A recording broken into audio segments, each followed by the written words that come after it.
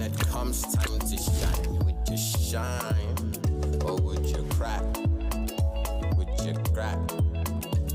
When it comes time to shine, would you shine or would you crack? Good morning, ladies and gentlemen. Good morning. My name is Odilon Alexander Ngu. I am the founder of No Globe Utopia. I am the author of my most recent book titled Intelligent Systems. And today I'm going to be talking a bit about, the motivation behind writing the book and the purpose for writing the book. But before I get there, I remember as a very young boy, I used to always ask a lot of questions. I used to ask, well, how does this work? Where does this come from? Who created this? So I was that annoying child. And recently I realized that that child never left. I've always been very, very curious to figure out how things work and where they came from. And so that has led me to where I am today, where I was motivated to understand or find how I, as a being, as a physical being, a biological being, fit in within the ecosystem of not just humanity, but of the planet itself and of the universe. This childlike curiosity has led me to where I am today. Because I was interested in understanding my environment, understanding different perspectives, it allowed me to experience different mediums. And this polymathic approach has stayed with me my whole life. When I attempt to solve a problem, the goal is not to find one discrete solution. The goal is to find a solution that is symmetrical or that is consistent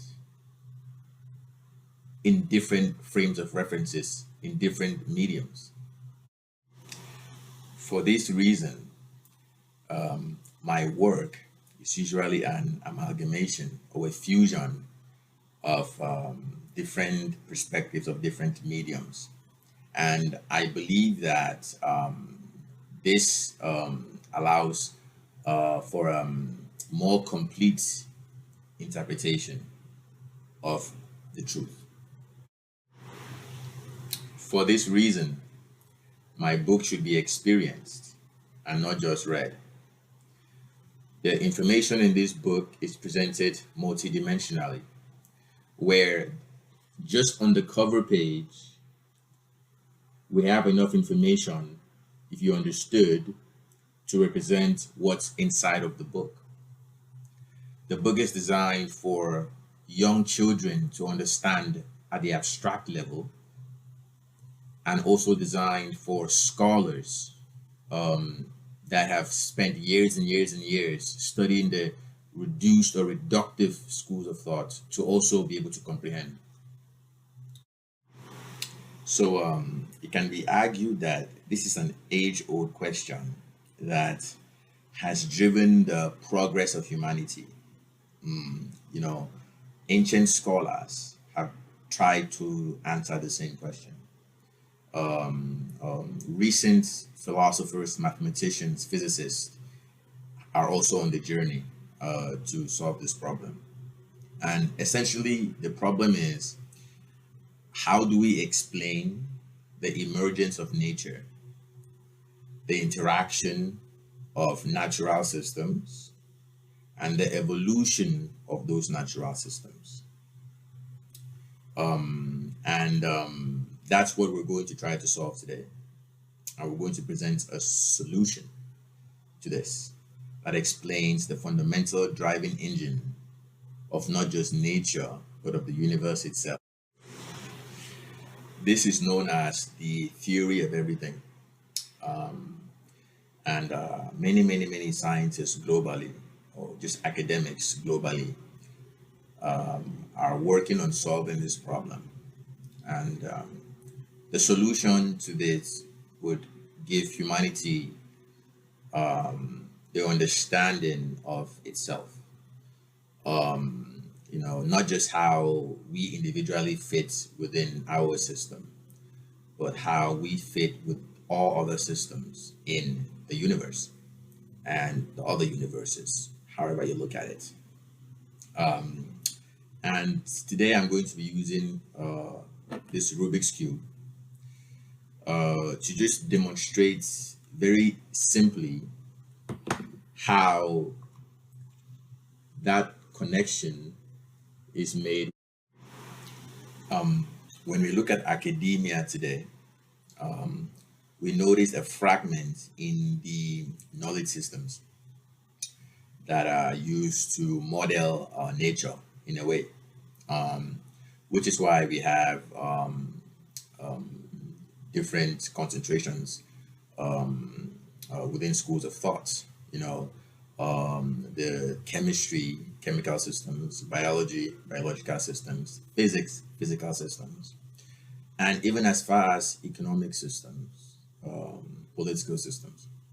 So these are all frameworks that are based on sort of those reduced knowledge systems and their predictive ability, their predictive accuracy. So essentially, what I'm saying here is that our way of understanding nature today is very reduced.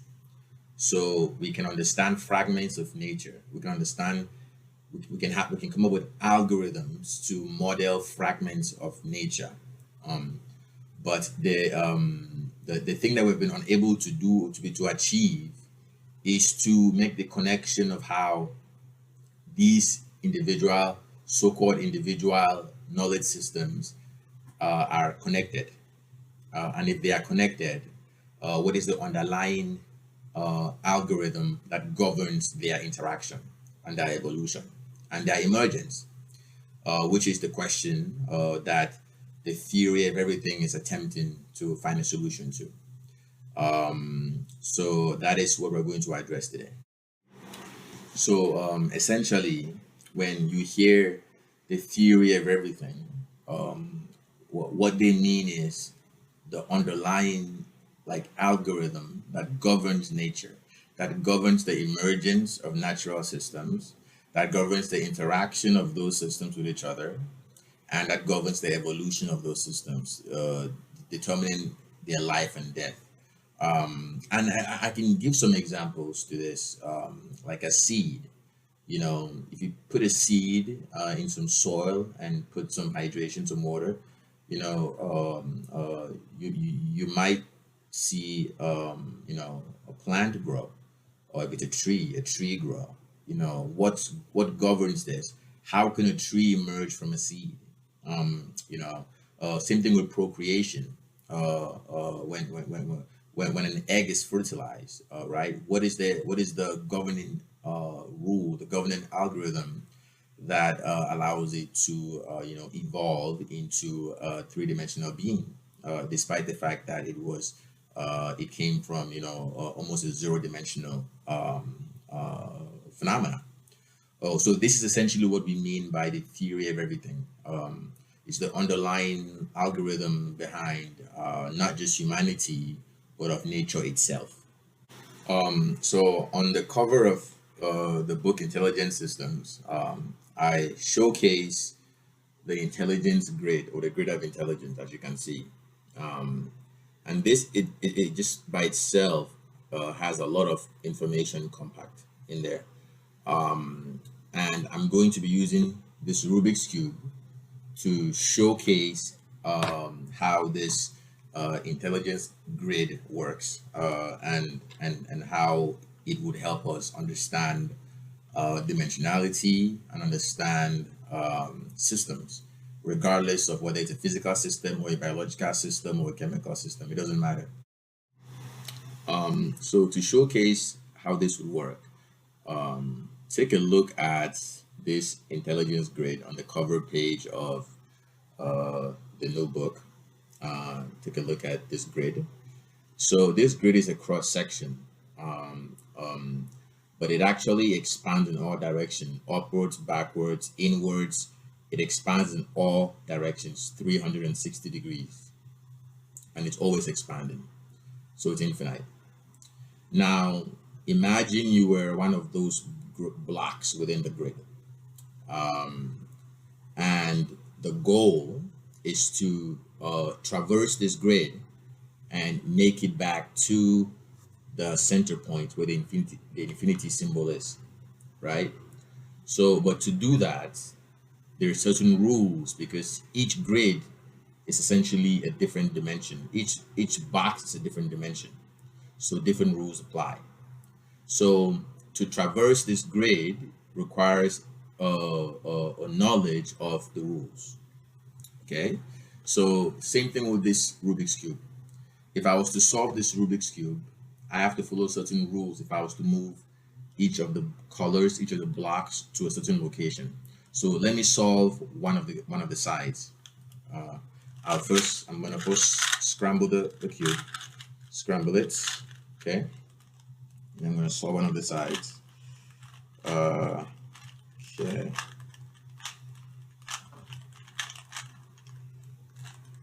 Let's see here.